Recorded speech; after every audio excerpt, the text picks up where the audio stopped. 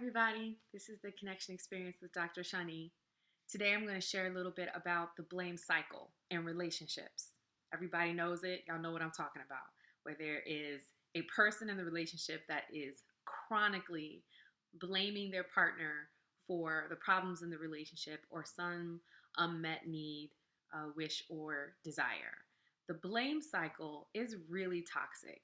It is an attack on someone's character, on someone else's responsibilities in the relationship, and it is an unhealthy way of communicating your grievances. So, when you are doing a ton of blaming, do not kid yourself. This is not about truth. This is not about forcing someone to take accountability or responsibility for something that they've done. This is a discharge of anger and disappointment. That is it. This is not about getting to better or helping someone realize how they have hurt you or not met your expectations in some way. That is not what blame is. If you think that's what it's doing, it's not accomplishing that. So think of blame. This is a more human way to think of blaming, that discharge of anger and disappointment. The person who is doing a lot of blaming is feeling something really intolerable, whether it's shame or guilt, or maybe they feel responsible for something. Maybe they're disappointed in themselves. Maybe they're having a bad day. Whatever it is, they are experiencing negative emotion that they don't have tolerance for. And so what they do is they try to take the heat off of themselves and their own responsibility, and they project that onto their partner. And it's not a good way to get understood. It's not a good way to get your needs met. Now, the person who is being blamed, this person feels very much under attack a lot.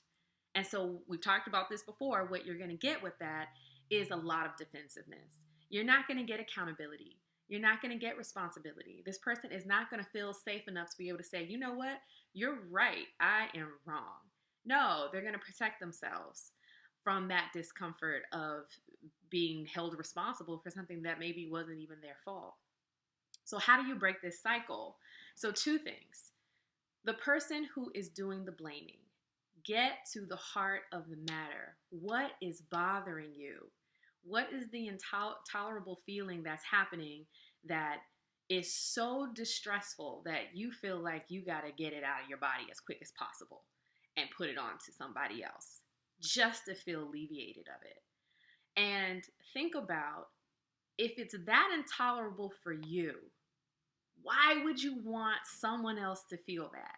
Especially someone else that you love. Why would you want to put that onto them if you don't even want it in your body?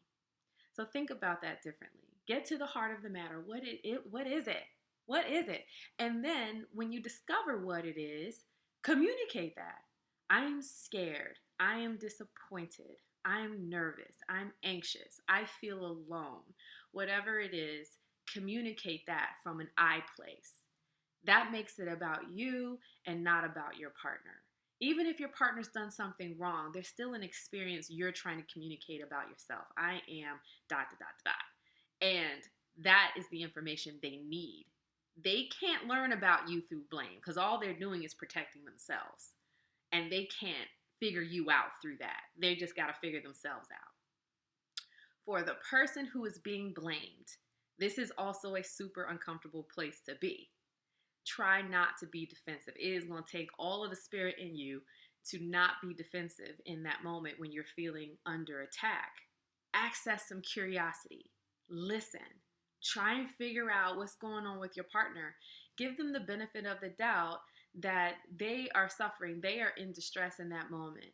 And really try and take a breath so that you can tolerate what's being put on you enough to be able to help your partner soothe. That's a lot. I know that's asking for a lot, but it's a better way to cope than our quick reactionary responses of either withdrawing or isolating or defending ourselves, or even casting blame back onto our partner. These are the quick coping mechanisms for being blamed, and they don't work. They either anger the other partner more or get you more frustrated, and either way, everybody's missing the point in that moment. So listen, slow down, take a breath, and try and figure out, access that curiosity. What's going on? What's up? This isn't like you. Or I'm not really sure what's going on here. I'm confused. Are you all right? What's up? Try that. Try that so that you can help your partner get to the heart of the matter too. And communicate your experience. I want to listen to you, but it's really hard when you're talking to me like that. I want to be able to respond to what's going on for you, but it's really, really difficult because of the way you're speaking to me. So I can't do that for you right now, but I want to. Can we try this again? What's really going on? I know that is asking a lot of people, but it's a much better approach than this blame and defensiveness pattern that happens. This is where you're going to get back into the pursue withdrawal dynamic, and it's just hard to solve problems there. So speak to each other and from a place of curiosity of what's going on. Ask for clarification. Get to that heart of the matter. And understand that both people are uncomfortable. Both people are in distress. And both people are using these different methods to try and alleviate that stress. And neither one of those techniques actually accomplishes the safety that you're looking for. It just doesn't. Defending yourself doesn't give you safety. Blaming doesn't give you safety. So what you're doing is just transferring that negative energy and hostile energy back and forth. It's not getting expelled from the relationship. You're just taking turns experiencing it. And nobody understands anything by the end of that other than this person won't hold themselves accountable and this person won't hold themselves accountable. So no accountability is being accepted, and you're further and further away from being close. One of the biggest consequences of a blame cycle is detachment. People often get detached during this cycle because they can't find each other. They can't find a common ground. They can't meet up in the heart. And so their strategies for protecting themselves just pushes them further and further away, to the point where detachment actually feels more safe than closeness. And that is the opposite of what we want in our relationships. So think about that. If you have any questions, you can message me.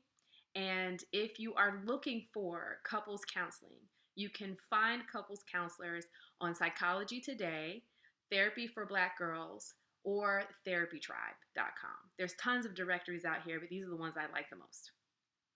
All right, thanks for listening, and I'll be back in a couple of weeks with more tips and tools for relationships and communication with the connection experience.